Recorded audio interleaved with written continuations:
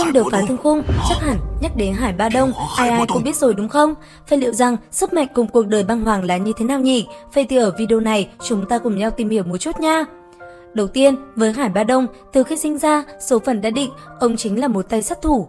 Tuy nhiên, khi trưởng thành, trải qua nhiều lần làm nhiệm vụ cùng sư muội của mình, thế nên ông đã đem lòng yêu thương nàng ấy. Cũng vì chuyện này mà phạm vào điều cấm kỵ của tổ chức. Bởi thế, chuyện tình của hai người đã không có cái kết đẹp. Cuối cùng, vì không muốn người mình yêu khó xử, thế nên sư muội của ông đã tự sát. Cũng từ đây, Hải Ba Đông bắt đầu trở nên lạnh lùng và băng lãnh. Bây giờ, ông chỉ chú tâm vào việc tu luyện của mình mà thôi. Và trải qua 5 tháng, cuối cùng ông cũng thành công đột phá và đạt tới ngũ tinh đấu hoàng, trở thành thập đại cường giả của Gia Mã Đế quốc.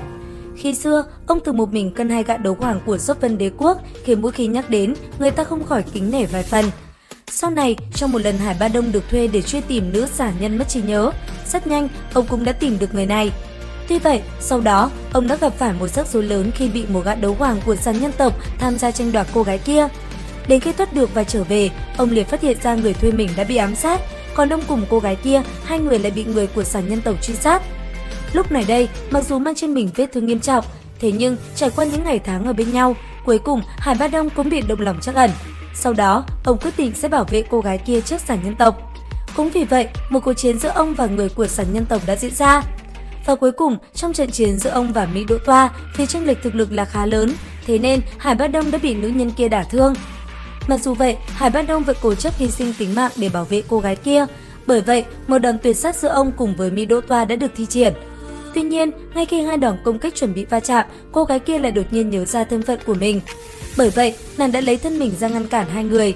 Cũng vì thế, nàng đã bị mất đi tính mạng, còn Hải Ba Đông, ông bị thương rất nặng, sau đó còn bị Mỹ Đỗ Toa phong ấn, thực lực chỉ còn là đấu linh mà thôi.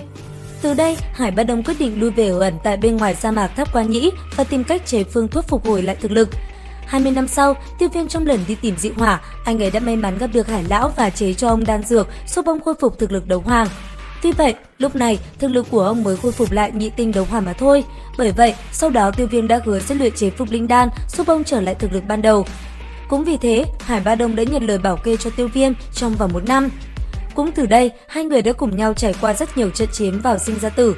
Đầu tiên chính là ở tại Mạc Gia khi hai người liên thủ lấy mạng Mạc Thừa. Tiếp đến, trong 2 lần ở tại Vân Lam Tông, trước tình thế nguy hiểm, khi mà tất cả đều quay lưng lại với Tiêu Viêm thì Hải Ba Đông vẫn ở đó, ông lạnh lùng và hết lòng bảo vệ Tiêu Viêm trước sự truy đuổi của Vân Sơn. Không những thế, sau này, trong thời gian Tiêu Viêm đến Giản Nam học viện để tìm dị hỏa, Tiêu gia đã bị người của Vân Lam Tông và Hồn Điện tới ám sát. Rất may, khi đó, nhờ có Hải Ba Đông dẫn theo người của Mễ Đặc Nhĩ gia tộc đi tới giải nguy, thế nên Tiêu gia mới không bị diệt tộc.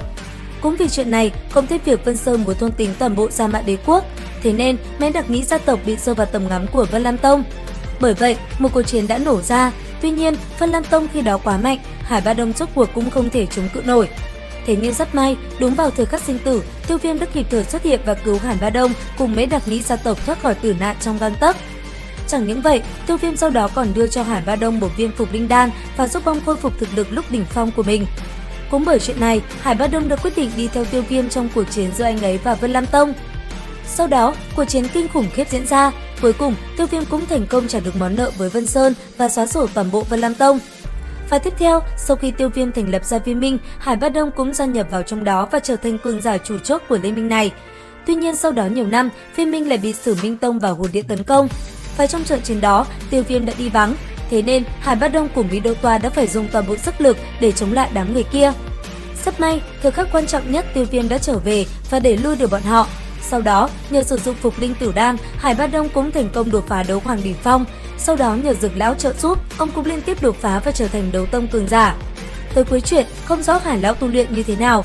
Tuy nhiên, khi kết chuyện, ông cuối cùng cũng đột phá cửu linh đấu tông, thực lực là vô cùng mạnh mẽ. Còn các bạn thì sao? Các bạn thấy Hải Lão là người như thế nào? Comment ý kiến dưới phần bình luận nha!